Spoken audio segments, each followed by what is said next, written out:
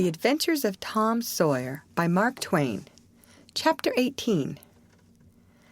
That was Tom's great secret, the scheme to return home with his brother pirates and attend their own funerals. They had paddled over to the Missouri shore on a log at dusk on Saturday, landing 5 or 6 miles below the village. They had slept in the woods at the edge of the town till nearly daylight, and had then crept through back lanes and alleys and finished their sleep in the gallery of the church among a chaos of invalided benches. At breakfast Monday morning, Aunt Polly and Mary were very loving to Tom and very attentive to his wants. There was an unusual amount of talk. In the course of it, Aunt Polly said, "Well, I don't say it wasn't a fine joke, Tom, to keep everybody suffering most a week so you boys had a good time, but it is a pity you could be so hard-hearted as to let me suffer so.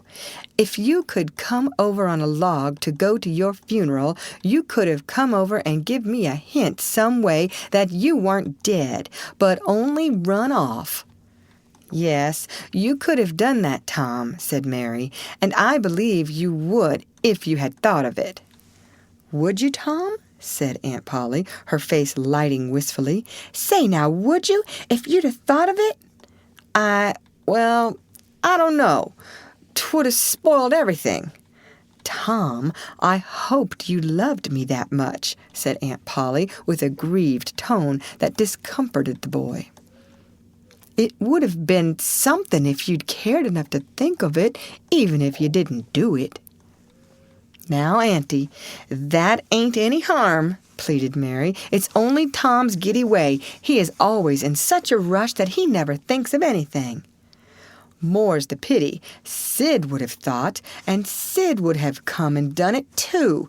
Tom, you'll look back some day when it's too late and wished you'd cared a little more for me when it would have cost you so little." "Now, Auntie, you know I do care for you," said Tom. "I'd know it better if you'd acted more like it." "I wish now I'd thought," said Tom, with a repentant tone. "But I dreamt about you anyway. That's something, ain't it?" "It ain't much. A cat does that much, but it's better than nothing." "What did you dream?" "Why, Wednesday night I dreamt that you was sitting over there by the bed, and Sid was sitting by the woodbox, and Mary next to him." "Well, so we did. So we always do. I'm glad your dreams could take even that much trouble about us." "And I dreamt that Joe Harper's mother was here." "Why, she was here. Did you dream any more?" "Oh, lots, but it's so dim now." "Well, try to recollect, can't you?"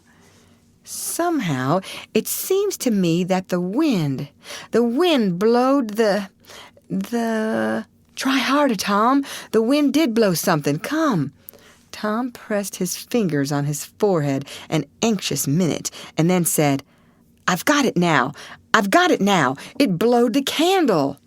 "Mercy on us! Go on, Tom, go on." "And it seems to me that you said, 'Why, I believe that door.' Go on, Tom." "Just let me study a moment. Just a moment. Oh, yes. You said you believed the door was open." "As I'm sitting here, I did. Didn't I, Mary? Go on." And then, well, I won't be certain, but it seems like as if you made Sid go and, well, what did I make him do, Tom? What did I make him do?" You made him shut it." "Well, for the land's sake, I never heard the beat of that in all my days. Don't tell me there ain't anything in dreams any more. Serene Harper shall know of this before I'm an hour older. I'd like to see her get around this with her rubbage about superstition. Go on, Tom." "Oh, it's all getting just as bright as day now.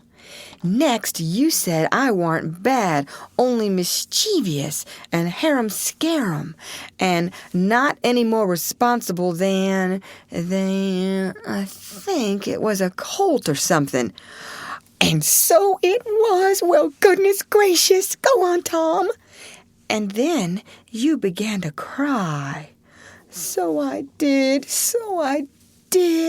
Not the first time neither. And then Mrs. Harper, she began to cry and said Joe was just the same, and she wished she hadn't whipped him for taking cream when she throwed it out her own self. Tom, the Spirit was upon you. You was a-prophesizing. That's what you was doing. Land alive. Go on, Tom. Then Sid, he said, I don't think I said anything, said Sid. Yes, you did, Sid, said Mary. Shut your heads and let Tom go on. What did he say, Tom? He said, I think he said he hoped I was better off where I was gone to. But if I'd been better sometimes. There, did you hear that? It was his very words. And you shut him up sharp. I lay I did. There must have been an angel there. There was an angel there somewheres. And Mrs. Harper told about Joe scaring her with a firecracker, and you told about Peter and the painkiller. Just as true as I live. And then there was a whole lot of talk about dragging the river for us and about having the funeral Sunday. And then you and old Miss Harper hugged and cried, and she went.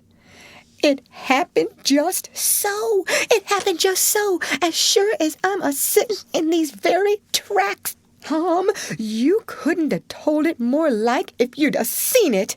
And then what? Go on, Tom. Then I thought you prayed for me, and I could see you and hear every word you said. And you went to bed, and I was so sorry that I took and wrote on a piece of sycamore bark, "We ain't dead. We are only off being pirates," and put it on the table by the candle. And then you looked so good laying there asleep that I thought I went and leaned over and kissed you on the lips. Did you, Tom? Did you? I just forgive you everything for that. And she seized the boy in a crushing embrace that made him feel like the guiltiest of villains. It was very kind, even though it was only a dream, Sid soliloquized just audibly. Shut up, Sid. A body does just the same in a dream as he'd do if he was awake. Here's a big Milam apple I've been saving for you, Tom, if you was ever found again. Now go along to school. I'm thankful to the good God and Father of us all I've got you back. That's long-suffering and merciful to them that believe on him and keep his word, though goodness knows I'm unworthy of it. But if only the worthy ones got his blessings and had his hand to help them over the rough places, there's few enough would smile here or ever enter into his rest when the long night comes. Go long, Sid, Mary, Tom. Take yourselves off. You've hindered me long enough. The children left for school, and the old lady to call on Mrs. Harper and vanquish her realism with Tom's marvelous dream. Sid had better judgment than to utter the thought that was in his mind as he left the house. It was this: pretty thin, as long a dream as that without any mistakes in it. What a hero Tom was become now. He did not go skipping and prancing, but moved with a dignified swagger as became a pirate who felt that the public eye was on him. And indeed it was. He tried not to seem to see the looks or hear the remarks as he passed along, but they were food and drink to him. Smaller boys than himself flocked at his heels, as proud to be seen with him and tolerated by him as if he had been the drummer at the head of a procession or the elephant leading a menagerie into town. Boys of his own size pretended not to know he had been away at all, but they were consuming with envy nevertheless. They would have given anything to have that swarthy suntanned skin of his and his glittering notoriety, and Tom would not have parted with either for a circus. At school, the children made so much of him and of Joe and delivered such eloquent admiration from their eyes that the two heroes were not long in becoming insufferably stuck up. They began to tell their adventures to hungry listeners, but they only began. It was not a thing likely to have an end, with imaginations like theirs to furnish material. And finally, when they got out their pipes and went serenely puffing around, the very summit of glory was reached. Tom decided that he could be independent of Becky Thatcher now. Glory was sufficient. He would live for glory. Now that he was distinguished, maybe she would be wanting to make up. Well, let her. She should see that he could be as indifferent as some other people. Presently she arrived. Tom pretended not to see her. He moved away and joined a group of boys and girls and began to talk. Soon he observed that she was tripping gaily back and forth with flushed face and dancing eyes, pretending to be busy chasing schoolmates and screaming with laughter when she made a capture. But he noticed that she always made her captures in his vicinity, and that she seemed to cast a conscious eye in his direction at such times too. It gratified all the vicious vanity that was in him, and so, instead of winning him, it only set him up the more and made him the more diligent to avoid betraying that he knew she was about. Presently she gave over skylarking and moved irresolutely about, sighing once or twice and glancing furtively and wistfully toward Tom. Then she observed that now Tom was talking more particularly to Amy Lawrence than to anyone else. She felt a sharp pang and grew disturbed and uneasy at once. She tried to go away, but her feet were treacherous and carried her to the group instead. She said to a girl almost at Tom's elbow with sham vivacity, "Why, Mary Austin, you bad girl, why didn't you come to Sunday school?" "I did come. Didn't you see me?" "Why, no. Did you? Where did you sit?" "I was in Miss Peters' class, where I always go. I saw you." "Did you? Why, it's funny I didn't see you. I wanted to tell you about the picnic." "Oh, that's jolly. Who's going to give it?" "My ma's going to let me have one." "Oh, goody. I hope she'll let me come." "Well, she will. The picnic's for me. She'll let anybody come that I want, and I want you." "That's ever so nice. When is it going to be?" "By and by. Maybe about vacation." "Oh, won't it be fun? You going to have all the girls and boys?" "Yes, everyone that's friends to me, or wants to be." And she glanced ever so furtively at Tom, but he talked right along to Amy Lawrence about the terrible storm on the island, and how the lightning tore the great sycamore tree all to flinders, while he was standing within 3 feet of it. "Oh, may I come?" said Grace Miller. "Yes." "And me?" said Sally Rogers. "Yes." "And me too?" said Susie Harper. "And Joe?" "Yes." And so on, with clapping of joyful hands, till all the group had begged for invitations but Tom and Amy. Then Tom turned coolly away, still talking, and took Amy with him. Becky's lips trembled, and the tears came to her eyes. She hid these signs with a forced gaiety and went on chattering. But the life had gone out of the picnic now, and out of everything else. She got away as soon as she could and hid herself and had what her sex call a good cry. Then she sat moody with wounded pride till the bell rang. She roused up now with a vindictive cast in her eye, and gave her plaited tails a shake, and said she knew what she'd do. At recess, Tom continued his flirtation with Amy with jubilant self-satisfaction, and he kept drifting about to find Becky and lacerate her with the performance. At last he spied her, But there was a sudden falling of his mercury. She was sitting cozily on a little bench behind the schoolhouse, looking at a picture book with Alfred Temple. And so absorbed were they, and their heads so close together over the book, that they did not seem to be conscious of anything in the world besides. Jealousy ran red-hot through Tom's veins. He began to hate himself for throwing away the chance Becky had offered for a reconciliation. He called himself a fool, and all the hard names he could think of. He wanted to cry with vexation. Amy chatted happily along as they walked, for her heart was singing, but Tom's tongue had lost its function. He did not hear what Amy was saying, and whenever she paused expectantly, he could only stammer an awkward assent, which was as often misplaced as otherwise.